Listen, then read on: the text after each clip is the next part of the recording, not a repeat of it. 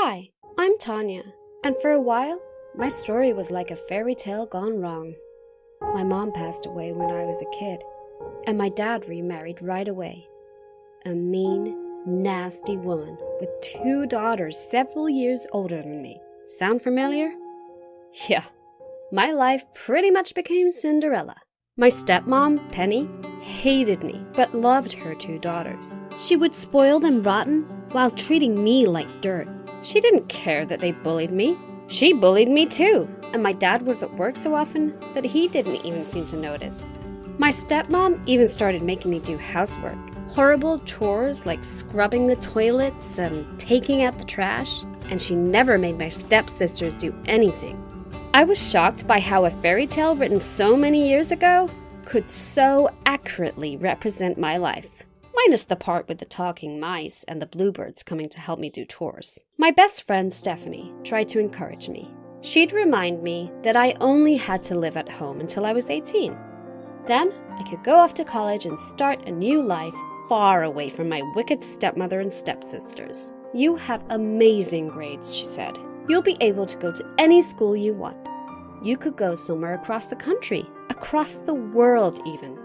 Stephanie was the only person keeping me sane, as my stepmom continued to treat me cruelly while letting my stepsisters get away with murder. I told my dad about it once, but he just said that blending families was an adjustment. Give them a chance, he said. Your stepsisters have had a rough time since their father left. I'm sure Penny's trying to make it up to them by indulging them. I hated that he took their side. If I was Cinderella, then where was my fairy godmother? Where was my Prince Charming? I knew the answer. That stuff only happened in fairy tales. In reality, nobody rescued you from your awful life. Especially not princes.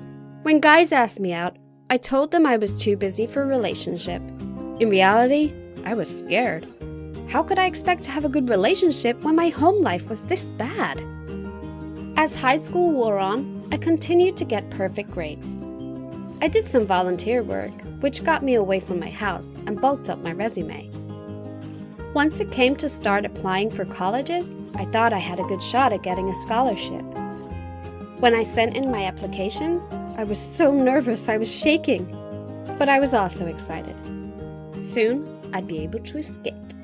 I was so excited. I made the mistake of telling my stepmom what schools I'd applied for. She was angry I'd picked schools so far away. I didn't realize I had a responsibility to my family and should stay close to home so I could continue to help around the house on weekends. She said if any of those schools accepted me, I had to turn them down. I told her I was almost 18 and would go to college where I wanted. She called me ungrateful and said it was a good thing my mom hadn't lived to see how spoiled her child was. I was horrified. I ran out of the house and went to Stephanie's to calm down. Stephanie had some friends over that night, and it actually made me feel better to socialize a little. I met a guy named Dave who was really nice. We talked all evening and had a ton in common. He had also applied to all the Ivy League schools, and Brown was his first choice, just like me. He offered to walk me home, but I was nervous. I couldn't let myself like this guy. A messed up person like me couldn't have a relationship. I made some excuse and went to say goodbye to Stephanie. She asked about Dave, but I said it wouldn't have worked out. She told me my stepmom had already ruined so much of my childhood. I shouldn't let her ruin this too. I realized she was right. I found Dave again and told him he could walk me home. We even kissed outside my house. I was so afraid to hope things would work out, but we started seeing each other more and more. I told him about my stepmom and stepsisters, but instead of thinking I was a freak, he was sympathetic and even offered to come over and help me with my chores when my stepmom wasn't at home. The more I started to trust him, the more I realized that the best way to stand up to Penny was to have my own life. But could I really believe Dave would stick around? The day I got my acceptance letter to Brown was the happiest of my life. I'd received almost a full scholarship. I called Stephanie, and we both screamed with joy. I was finally getting out! But what about Dave? Then Dave called to tell me he'd been accepted there too. I guess we'll be seeing a lot of each other, he said. I was over the moon. Later, he texted that I should come over. He wanted to show me something. His parents weren't at home, and he decorated his living room with candles and strings of lights. It was a little messy, but I was still impressed. He said he wanted to dance with me to celebrate my incredible achievement. So he put on some music and we danced, laughing and trying not to bump into furniture. I realized I'd finally found my Prince Charming. Maybe this part of being Cinderella wasn't so bad. Am I the asshole for calling my parents thieves for taking the money I saved for my 16th birthday and spending it on new sneakers for my autistic sister? I don't get to celebrate my birthday every year because my parents can't afford it. I got myself a summer job and saved money for my sweet 16th birthday since my parents won't be doing anything for me this year. Yesterday I discovered that my mom took the $120 I saved and hid under the bed like she always does. She said she was keeping it safe and we'll talk after she gets home since she, my dad, and my autistic sister were out. I waited till they got back and my sister started cheerfully telling me to look at the new sneakers my parents got her. I asked my mom for my money, but she said she spent it on new sneakers for my sister. I was like, what? She wanted the sneakers, but they didn't have the money to buy them and stop her from having a meltdown in the middle of the store and refusing to leave. I angrily told him that was my money saved for my upcoming birthday party. He promised he'll pay me back next month and I can have my birthday party and invite friends over. I said my birthday isn't next month and my friends will laugh if I told them it's postponed. He replied I should reconsider who I'm friends with. I asked them to return them. He said no and I said they're both thieves. He said you're getting on my last nerve and I'm not going to take your shit no more. No party for you. Not next week, not next month, and you're grounded. Mom approved his message. I'm allergic to fish and seafood. It's not the anaphylactic type of allergy, thank goodness, so I'm not gonna die. I'm just gonna throw up or have a stomach ache or massive headache for a few hours. But my mother didn't believe it when I was a child and I was too little to stand up to her properly. She'd force me to eat stuff with seafood in it to prove I wasn't allergic, and then ignore me when I got sick. One day she held a dinner party. I was dressed up beautifully and trotted out to parade before the guests. At the time I was about 9, precocious for my age and absolutely fed up with my mother making me sick. So when she held out a fish cutlet for me to eat, I saw my chance. I can't eat that, I'm allergic to fish. No, you're not. Eat it. I'm allergic, I'll throw up. She grabbed the fish cutlet and shoved it into my mouth, and I vomited on her expensive carpet and my dress. She never made me eat it again. Tales from retail. So I come from a Dutch background and I'm nowhere near fluent in the language, but I know enough that I can pick up on a few words and sentences. So about 8 years ago, I was helping a customer needing some paint made. As I'm mixing it, her phone rings and she answers it and she's speaking in Dutch. As she's talking to the person on the other side of the phone, I can pick up that she's saying, I have one of these dumb young workers mixing it. I see nothing.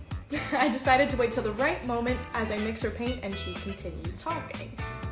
And when her paint is done, I hand it to her. She says thank you, and in Dutch, I say, you're welcome, goodbye.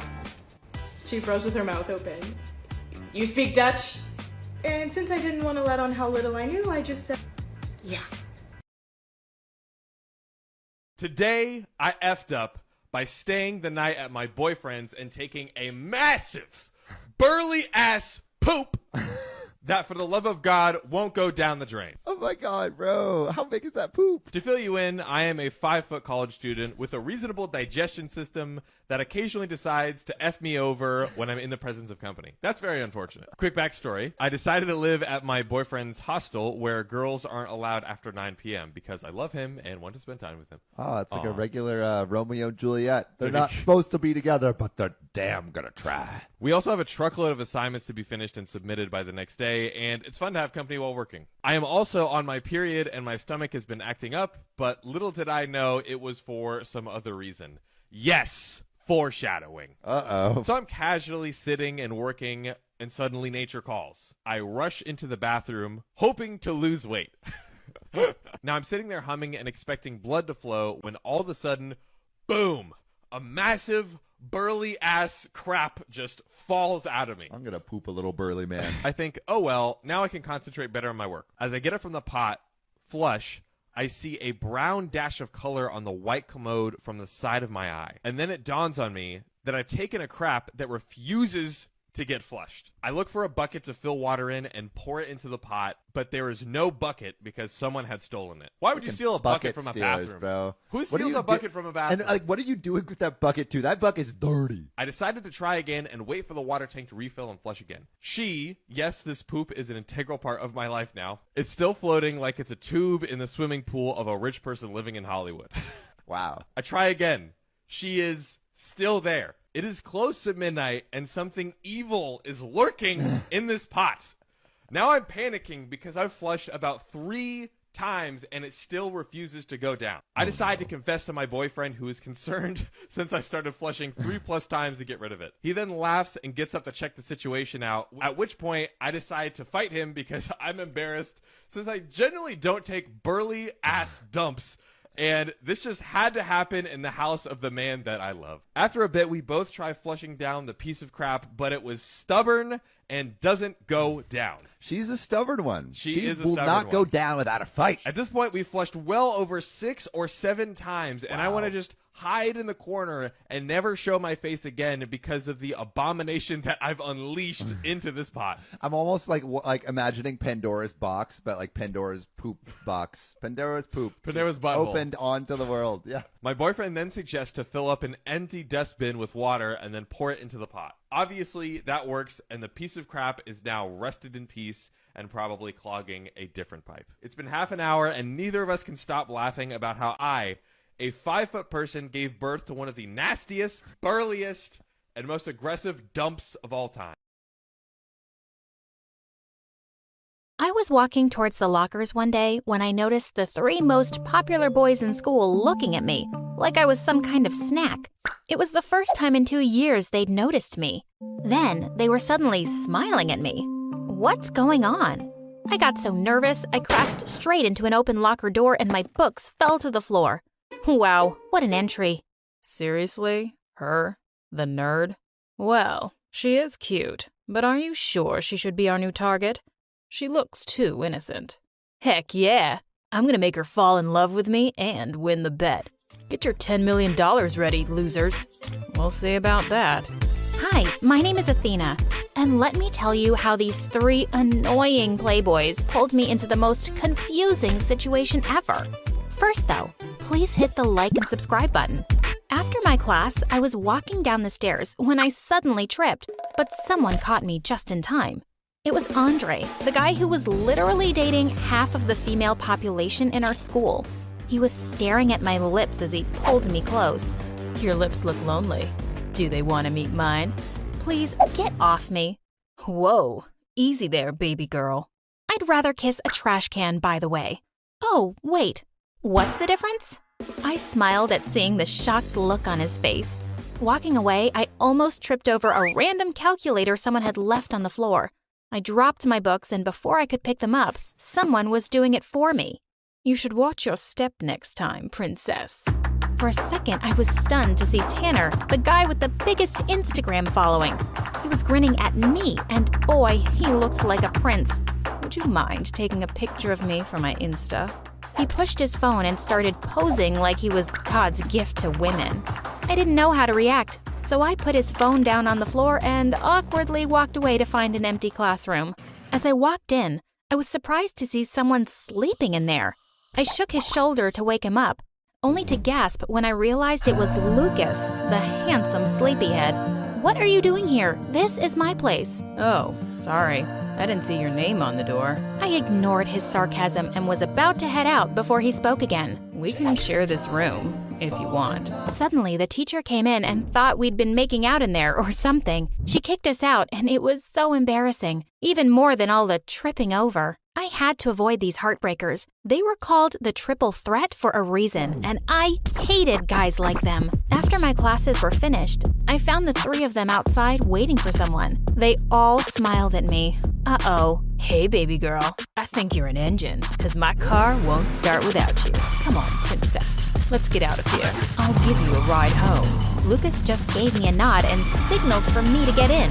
What in the world was happening? I hurriedly walked out of the gate to avoid them. When I entered the cafeteria the next day, I was greeted with milkshakes, coffees, burgers, and nuggets. It was the boys again. I turned them all down and chose to sit on a table alone as I ate. I heard some girls behind me talking about me. Seriously? Why are they after that lame junior? It must be a prank. There's no way they'd notice her otherwise. She's ugly. I turned to look at the girls and said, I really want to punch all you girls right now. But, I'm busy dealing with attractive boys drooling over me now. Ciao. But I was furious. I had to know if I was really the target of a stupid prank. A few days later, as I was passing by the boys' locker room, I noticed that the door was slightly open. I saw the trio inside. I hid behind a locker to listen. God, what is that smell? Do boys even shower? Give me 2 days, and she'll be following me around like a puppy. I don't think so. She's kinda challenging. Nah, she's just playing hard to get, Tanner. You guys should learn from me. I couldn't believe it. These players had put a bet on me. I'd show them. They'd picked the wrong girl to mess with. I was gonna make them pay. Let the games begin. The drama club I was in had a show the next day, and my role was a stupid tree. The scene had a windy day, so when I started swaying my arms, someone gave a standing ovation from the audience. Woo!